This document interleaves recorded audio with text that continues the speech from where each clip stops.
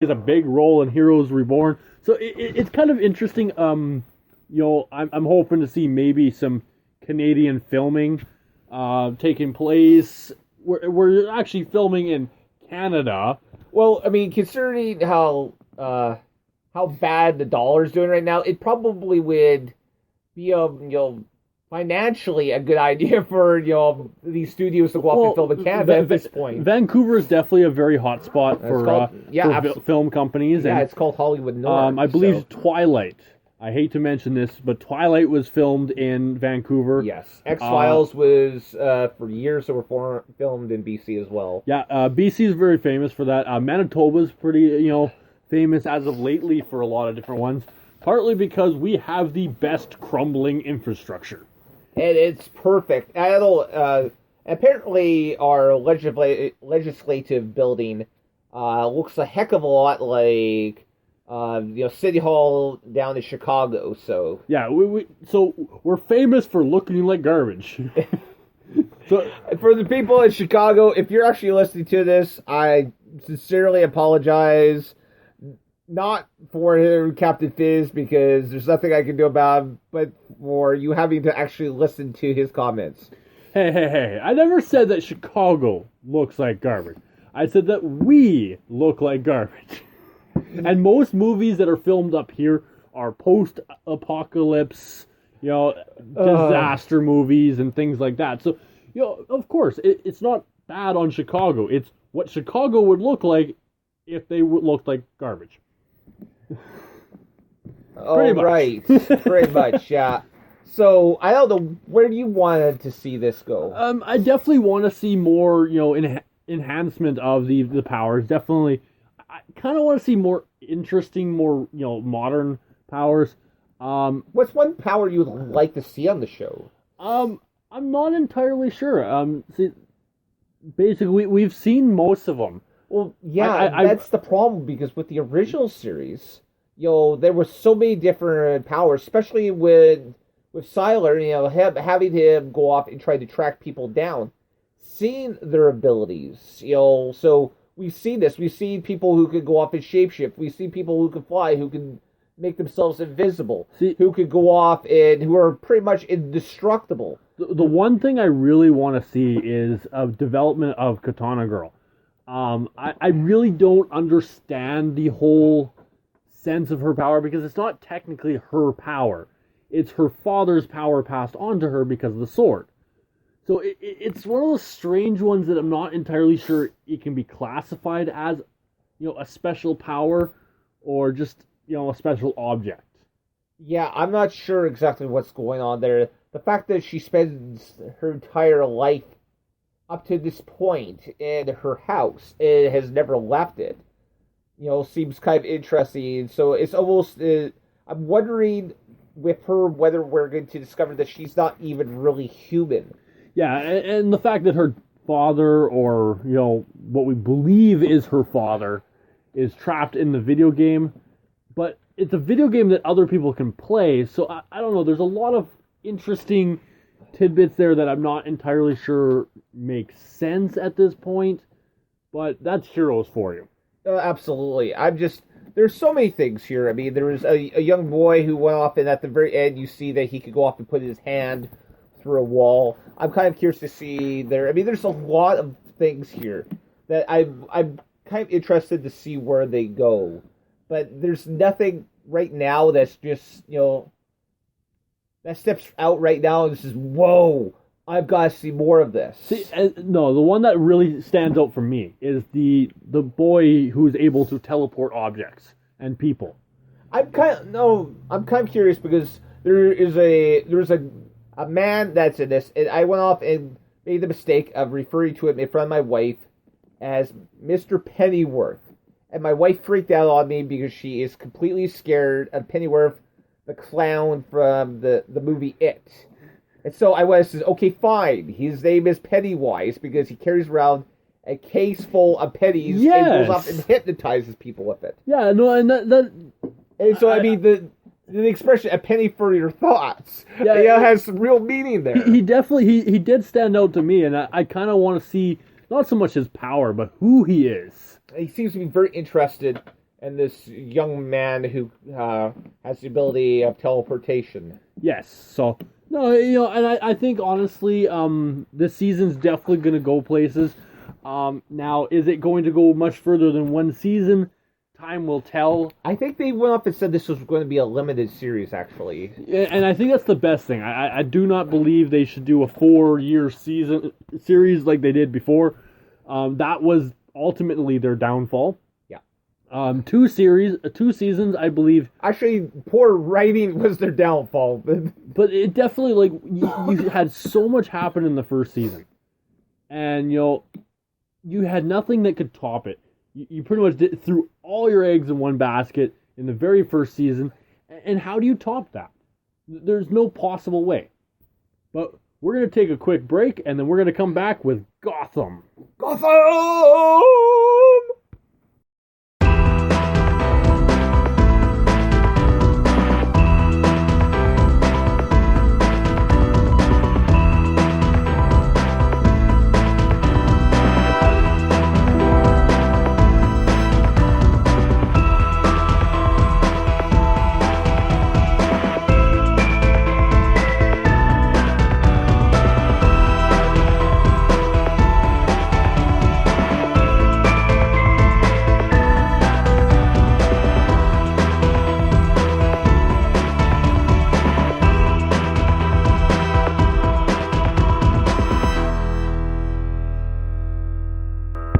Welcome back, everyone, to the Captain Fizz and Mask Guys show.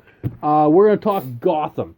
But I do have to kind of put out, Agents of S.H.I.E.L.D. starts tonight. Yeah, I'm looking forward to that. I probably will watch that after we record our episodes tonight. Yeah, Flash starts very soon. October 8th, which is next week. You got Arrow starting very soon as well. So you got a huge action-packed, fall season. Walking Dead starts on October 11th. I know you're going to be really big into that. I might actually have to binge watch some of the episodes of Netflix just so I have an idea. Yeah, Fear the Walking Dead. They've got about 1 episode left, and it's looking good. Z Nation is another one I've been watching off and on. That's kind of a grown season, so you take it as it is. It's Sci-Fi Network. You get what you pay for. Exactly. So, yep. Anyways, last night, episode 2 of season 2, phenomenal. You know what? I don't even know what the subtitle for this episode is called. I'm just going to call it Knock Knock. Knock Knock, which made absolute sense. I mean, considering the very bone-chilling video message of Jerome, played by Cameron Monaghan. At the very end, it's honestly the most bone-chilling video message I've ever seen. You and I were screaming through the entire episode. One word. It was only one word we screamed through the entire episode. The people behind Gotham refuse to tell us that Jerome is Joker. Last night, I believe they finally told us. If he's not the Joker, then I don't know who is. It was, definitely, you could have called this, the Rise of the Maniacs. You could have called this the Killing Joke, if you will. This was just absolutely, This was Joker's show, from right from the beginning. Jerome was the star of this episode, no doubt. If you look at the hair, it's got the whole greenish tint. He got the big, smile. He's making the dead bodies smile, and he's talking. He killed somebody because they took his line. There was just so many different things. If you haven't seen the episode, you know what? Go watch it. The show, of course, is full of spoilers if you haven't figured that one out by now. But one of my favorite things was when they went off and handcuffed all those cheerleaders in the bus, sprayed them with gasoline, and he was trying to lay, the lighter. And, he couldn't do it, and, it was such a Joker-esque thing. Well, not only that, but it brings back memories of Jack Nicholson as the Joker, dancing around the museum and painting the pictures. It was the same atmosphere, the same feel, the whole, I'm not afraid to have fun. Well, that is the epitome of the Joker. I'm gonna briefly go off and just sidetrack us. Heaven forbid that we should go down another rabbit hole around here. But there is a theory that the Joker actually has a superpower, and that is the superpower of good timing. Because you check out the Joker. The Joker rarely ever gets hurt. He always seems to be in the right place at the quote wrong time for everyone else. And the only person who seems to be able to neutralize this power is Batman, which would explain why the Joker is so fascinated by Batman. Yes, and I completely agree. And I don't believe you have seen the trailer for next week. I haven't seen it yet. Okay. Normally, I would get here a little sooner, and I would probably have got a chance, but I haven't seen it. Well, it's very interesting that you say that the Joker is fascinated by Batman, because David Mazouz, who plays Bruce Wayne, in the very next episode, it almost looks like he's kidnapped by Jerome. So everything that they're doing between this episode and next episode is completely 100% pointing that Jerome is the Joker. That wouldn't surprise me. Because why else would Jerome go after Bruce Wayne? Well, we know that I can't even remember what their names are, but we know that the brother and sister. You probably have it written down somewhere. Theo Gallivan and I can't remember her name, but Tigress. We'll call her Tigress because that's who she eventually becomes.